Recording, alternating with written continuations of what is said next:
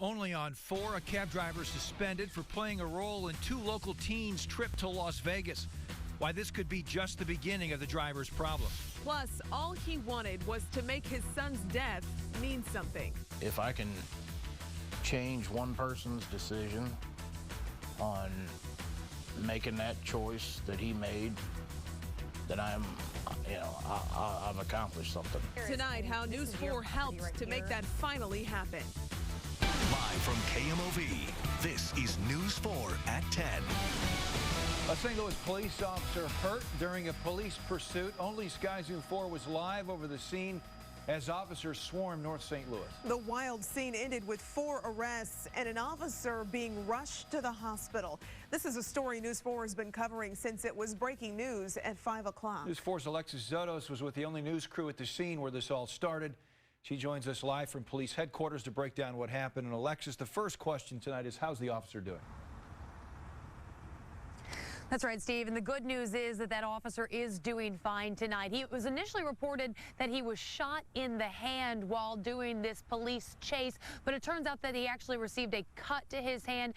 Chief Sam Dotson says, though, he's recovering after being released from the hospital. This all started tonight in St. Louis County, though, when 2 other men were shot.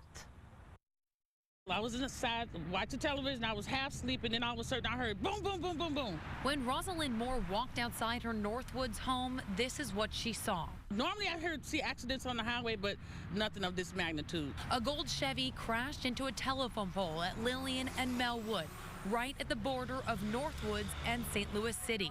The 2 men inside were shot. Inside the car as they were passing one another. It basically was a drive-by. Police put out an alert saying the shooters were driving a white Charger. Sky Zoom 4 spotted the chase on Interstate 70. The chase came to an end in Old North St. Louis. That's where the officer was injured while chasing the suspects. He's conscious, alert, in good spirits, but obviously it's been a very traumatic experience. 4 people were taken into custody. You've got 4 individuals. I know the 2 adults have criminal histories. With an assault rifle, 2 pistols, and a ski mask, I'd say, yeah, they're up to no good. Back in Northwoods, police say the 2 men initially shot are being treated at the hospital. No word yet on why the shooting started, but for more, she's begging the community to stop the violence. Young people, please, just stop doing what y'all doing to each other. Alexis Zotos, News 4. This incident lasted a total of about 15 to 20 minutes, but covered a lot of ground. Just take a closer look at this map. As Alexis mentioned, it all started with a shooting in Northwoods in St. Louis County. Police then chased the suspect's car on Interstate 70 towards downtown. It all ended with a crash and arrests near 14th and North Florissant in North St. Louis. Some of the frantic moments of the pursuit played out like something out of a movie. Sky Zoom 4 captured those moments from above every step of the way. Sky Zoom 4 over Interstate 70 as the fleeing white Dodge Charger frantically passes a tanker truck exiting the highway onto Salisbury. Sky Zoom 4 then captured an officer rushing to the scene where spike strips were employed. He picks up the strips and rushes to the scene nearby where the car crashed. All of this unfolding near Crown Candy. At the crash scene, officers pursue the suspects who ran from the car. 2 officers scale the fence while 1 goes under that fence and then over the car to join the pursuit. A couple of blocks away near 14th and North Florissant, several officers tend to the injured officer who's on the ground. 1 works quickly to apply a tourniquet to his arm. Just a few feet away, 1 of the suspects is on the ground and handcuffed. There are 7 officers and 1 canine on the scene. The injured officer then helped to his feet and then rushed to a police SUV for transport. A police car leads that SUV as they speed towards St. Louis University Hospital. There are several police cars waiting for their arrival, and several officers rush to the SUV as it pulls up to the emergency room.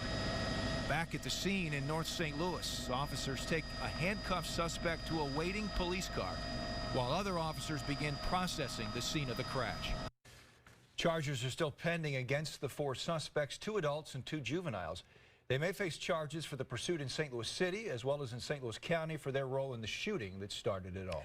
Tonight only on News 4, we are learning new information about a bizarre case of 2 missing teenagers from St. Louis. The girls ended up more than 1,000 miles from home in Utah with the help of a St. Louis area taxi. News 4's Emily Pritchard is live in her newsroom detailing the consequences that taxi driver faces tonight. The Metropolitan Taxi Cab Commission spokesman told me a cab driver from St. Louis was involved. They have spoken with that driver, and the MTC has suspended the man's taxi license indefinitely. Neighbors saw 13-year-old Lucy Holting and 14-year-old Grace Bosley get into a cab in South St. Louis on Super Bowl Sunday. Their parents worried sick. I don't even know. The whole night's a blur. The past day and a half has been a blur. By Tuesday, Emery County Sheriff's Department in Utah was called after the teens ended up at a Green River gas station, more than 1,200 miles away from home. Now we've learned a St. Louis cab driver's license has been indefinitely suspended, connected to the trip, covering at least 4 states. I sat down with Attorney Albert Watkins to talk about what authorities would need to prove to charge someone. All the federal authorities would need to be able to show is that there was a minor, or in this case 2 minors, that were taken across state lines for immoral purposes. News 4 reached out to the FBI. It says it can't provide details as this is ongoing. The U.S. Attorney's Office says no charges have been filed against the cab driver. As the investigation continues, we all have questions on who is responsible. And Watkins says that could be the cab company. They have a duty to do a background check. They have a duty to make sure that those who are driving our kids many times are not deviants to an extent that they're driving our children across the country. The Metropolitan Taxi Cab Commission spokesman said he cannot release the driver's name or cab company name because this is an active investigation. In the newsroom, Emily Pritchard, News 4. Tonight, we've learned a 6-year-old girl shot and killed in North St. Louis was shot by another child in the house. It happened early this morning on Minnie Avenue near Goodfellow. Officers have arrested the child's mother and her boyfriend, who they say were asleep when the shooting took place. Police say 3 other children are inside the house, ages 9, 4, and 3. It's believed one of them shot and killed the 6-year-old girl. Family and friends gathered for a vigil at the scene of a deadly shooting last week. 30-year-old Duane Gibbs was shot to death Friday at a BP gas station in North St. Louis. Tonight, his mother is asking for justice. He was just trying to make it and live in this rough place like everybody. Kim Small is at a loss as police are still working to find out who shot and killed her son, 30-year-old Duane Gibbs. They hurt my family. They hurt my family. Oh, my heart is hurting. Police say he was shot Friday night at this BP gas station on Bircher Boulevard. He leaves behind 8 children. I'm not going to allow them to forget their dad. I'm not going to forget my son. Wayne will live on.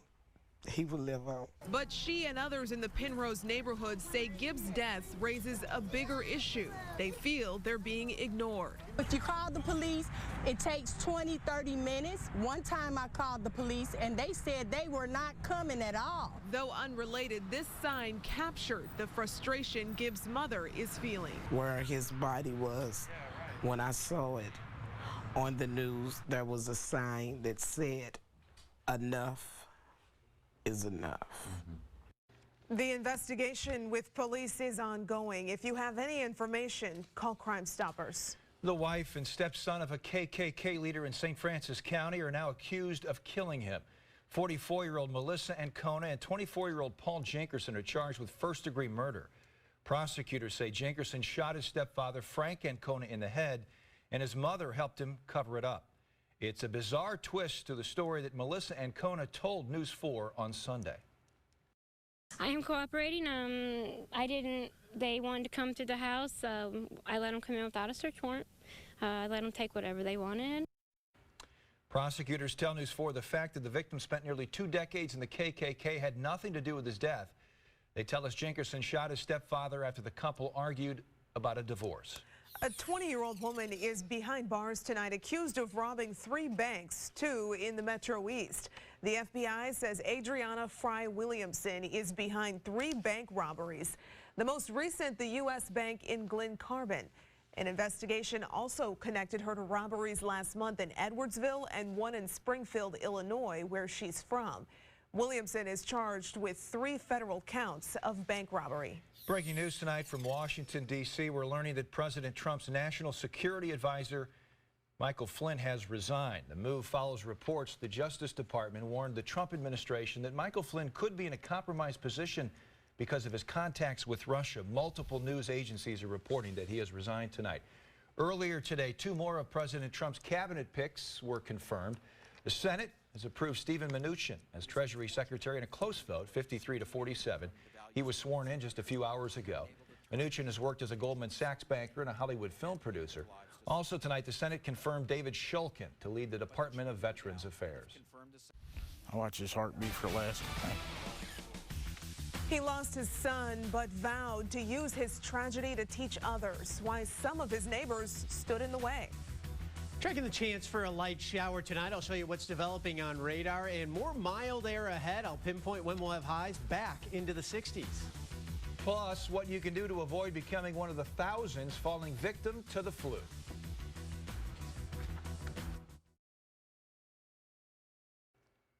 Welcome back to News 4 at 10. Developing tonight in California, nearly 200,000 people forced from their homes over fears the nation's largest dam may collapse.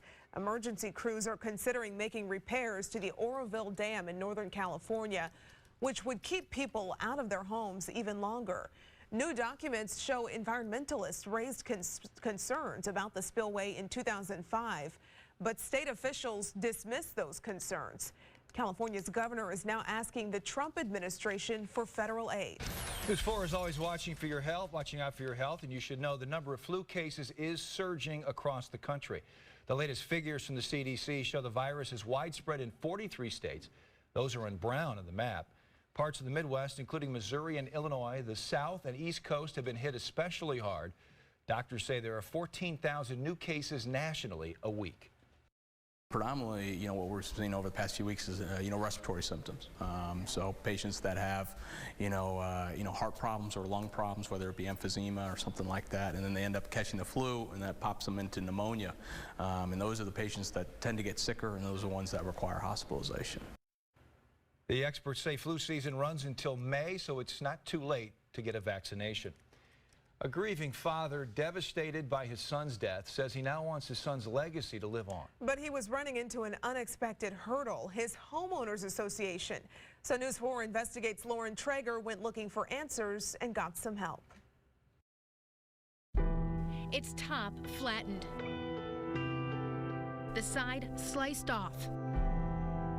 Why did he have to go through so much pain? Fractured metal and broken glass.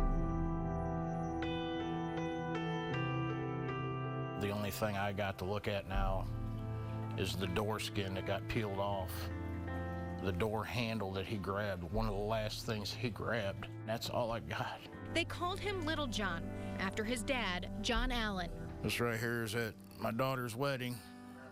He was proud that day. But by the time he was 22 years old, Little John, his dad says, clearly struggled with demons. I could tell that he was lost. Addicted, John says, to both thrills and alcohol. After getting that phone call, my heart sank.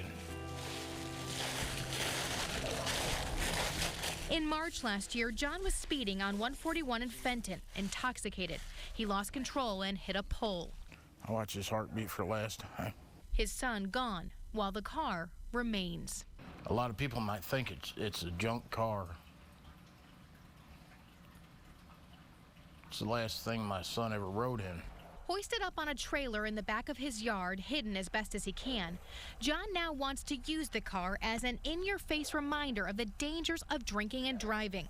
Take it to proms, perhaps. Show it to DWI offenders.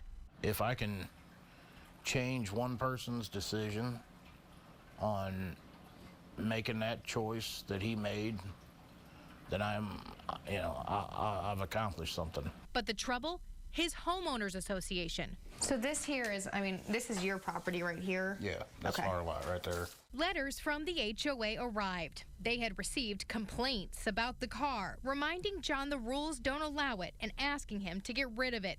If not, they made clear they have the authority to remove the car at John's expense. The HOA even contacted a lawyer who also sent a letter. You feel like this is setting you up for them to take action against you? Yes. Unsure of how to get an exception to the rule, he contacted News 4, and we contacted the neighbors. My name is Lauren Traeger, and I'm a reporter for News 4 Investigates. No one would speak to us on camera, but after multiple phone calls and email exchanges over a period of weeks with the HOA's attorney, suddenly a change of heart. John received a new letter, this one saying the HOA will not consider the car a junk vehicle as long as it's used for educational purposes and so long as it doesn't create a nuisance or otherwise disturb the quiet enjoyment of the subdivision owners, meaning the car can stay. It's taken a part of me away, and I just want to make a difference. After getting that news, John's wife tells me they are relieved to be able to keep the car. John says he is coordinating with Mothers Against Drunk Driving and local schools and expects to be able to take the car out to speaking engagements very soon. For News 4, I'm Lauren Traeger. The Forewarned Storm Team, certified St. Louis's most accurate forecast for 5 years in a row. Now, here's Chief Meteorologist Steve Templeton. Rain on the radar this evening. The bulk of it is farther to the southwest, and what's actually going to happen is it'll curve around off to the east, so the bulk of this rain actually hits southern Missouri and south. But we're going to see some rain try to move through our area. Some already is. I say try because it's hitting really dry air, so a lot of this is up above the ground, hits the dry air, and either dries up completely or what hits the ground is very light rain or sprinkles on the order of a few hundredths of an inch, but enough in some spots where it could wet the pavement a little bit. Where we look for the rain to overcome the dry air is where you see some of the darker greens, like right here just north of Hamel off 55, northern Madison County. What I've noticed from the BJC Skycam network up in Alt Memorial Hospitals, no sprinkles, no raindrops there, just cloudy skies as we look off to the north.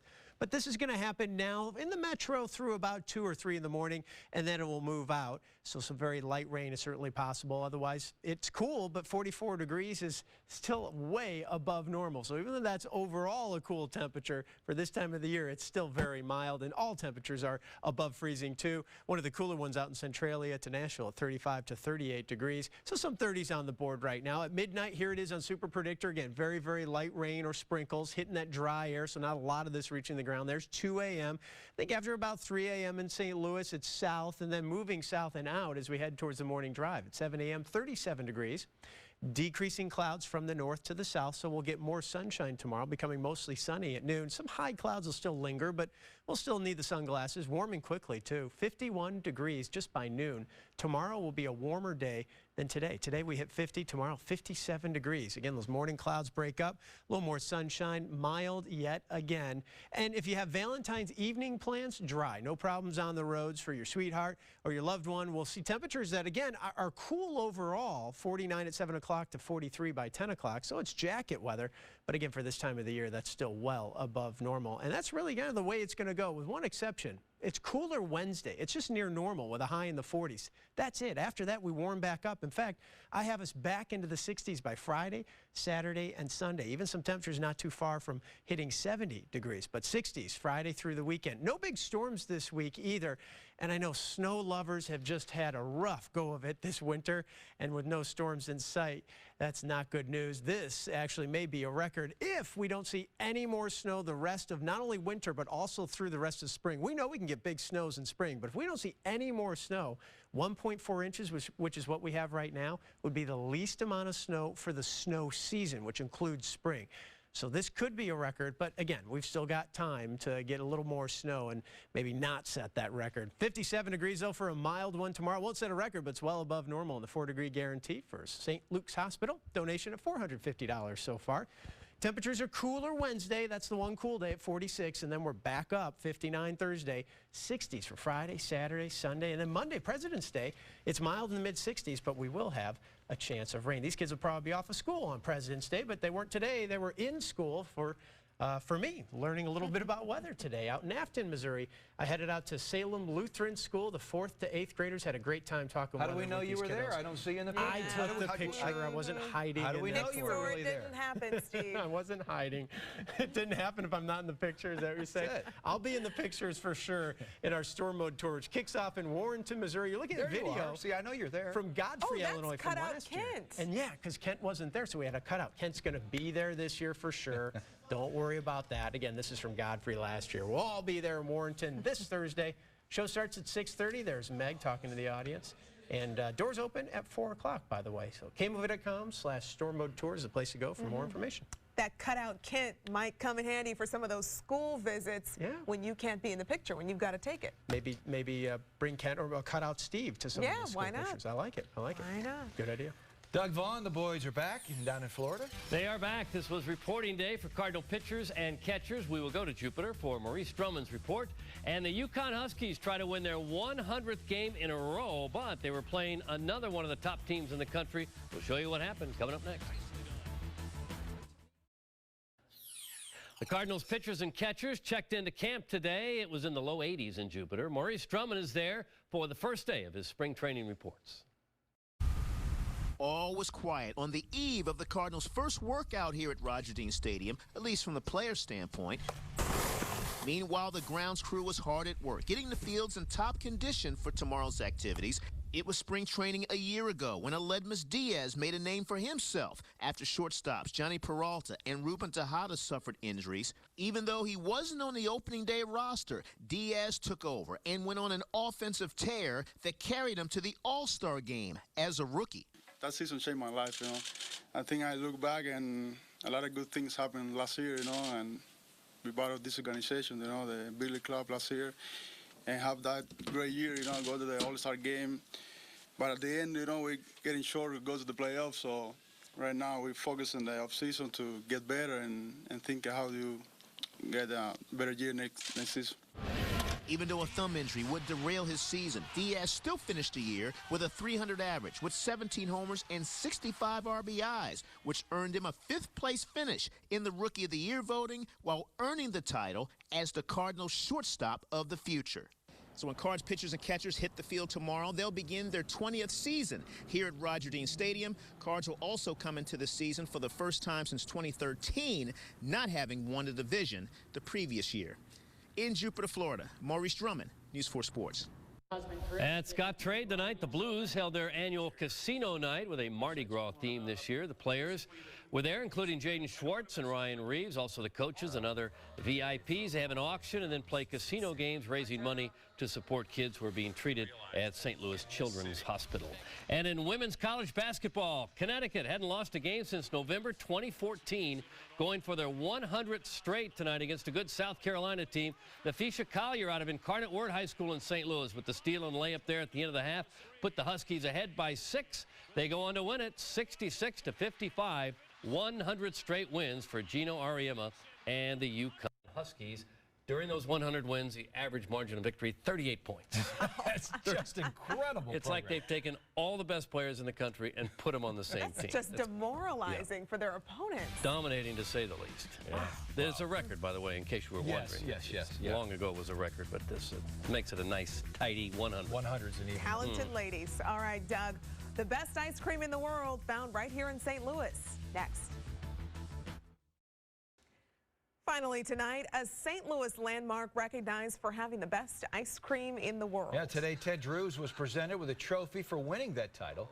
The second annual Sul Nua Ice Cream Index ranked Ted Drewes as #1 in 2016. More than 30,000 votes cast. Ted Drewes beat out an ice cream shop in Slovakia to take the title. They're celebrating their 76th year in business at the original location on Chippewa in South St. Louis. Congratulations to them. Now the world knows what we've known for a long time in St. Louis. Good stuff. Well, thanks for joining us tonight. Have a great night. See you tomorrow.